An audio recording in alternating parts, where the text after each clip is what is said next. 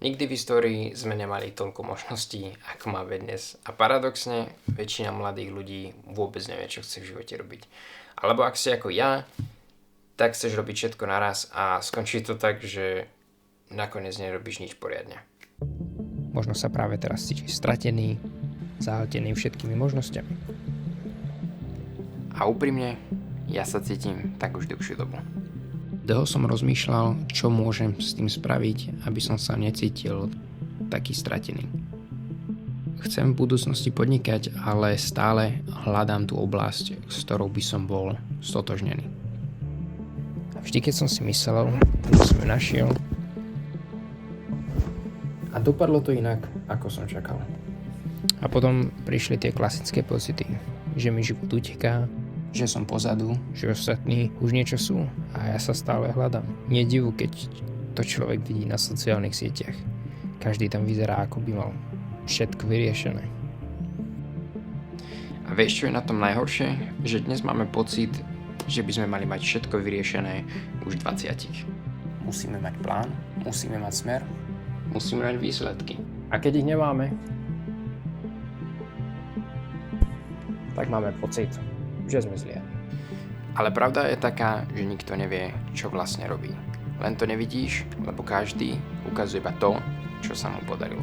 Až neskôr som pochopil, že ten pocit chaosu nevzniká z toho, že sme neschopní, ale vzniká z toho, že máme príliš veľa možností. Keď máš pred sebou 1000 ciest, je normálne, že nevieš, ktorou sa máš vydať. A keď skúsiš ísť všetkými naraz, tak sa nakoniec nedostaneš nikam.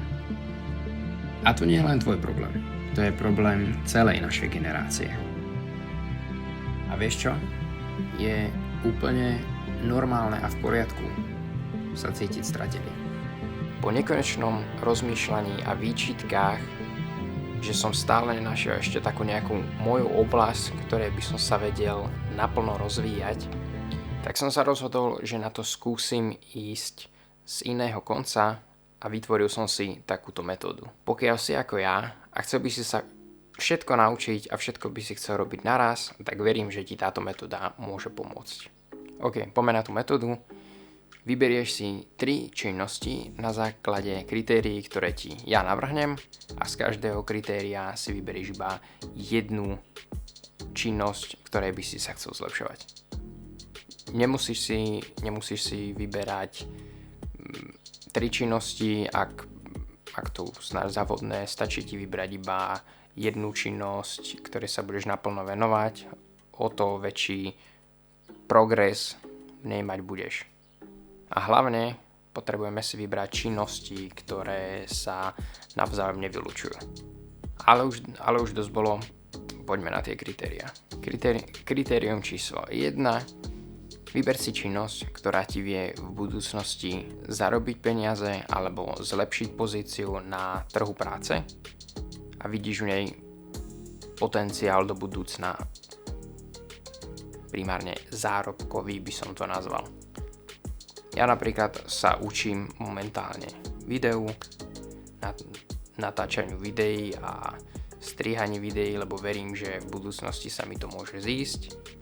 Kritérium číslo 2 je činnosť, nauč sa činnosť, ktorá ti vie zlepšiť život ako taký. Čo ty myslím?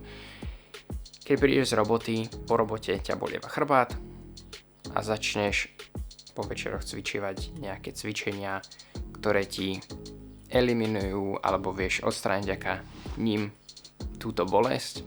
Takže nauč sa činnosť, ktorá ti vie zlepšiť tvoj každodenný život. Ja napríklad som si vybral varenie, nepovažujem sa za nejakého dobrého kuchára a väčšinou varí moja priateľka, takže a keď varím ja, tak sa to dosť často nepodobá jedlu. Napríklad do rýží furt zabudnem, že mám pridať sol a potom sa to veľmi ťažko je a veľmi ťažko to ide dole krkom. Takže som sa rozhodol, že sa v tejto oblasti chcem zlepšiť a aj kvôli nejakým výsledkom a vyváženej strave, tak by som chcel sa naučiť lepšie variť. Kritérium číslo 3 je činnosť, ktorá ťa baví a v ktorej by si sa chcel zlepšovať alebo ktorú si chcel vždy vyskúšať. Napríklad ja sa momentálne venujem cvičeniu lomené lezeniu. Striedam to. Lezenie som objavil asi pred 1,5 roku, 2 rokmi. Venujem sa tomu tak občas, raz do týždňa chodím liesť a je to činnosť, ktorej ma baví sa zlepšovať a má to pozitívny vplyv na moju zdravotnú stránku, kondičku a tak ďalej a tak ďalej. Dúfam, že ti táto moja mini metóda pomôže a vidíme sa pri ďalšom videu.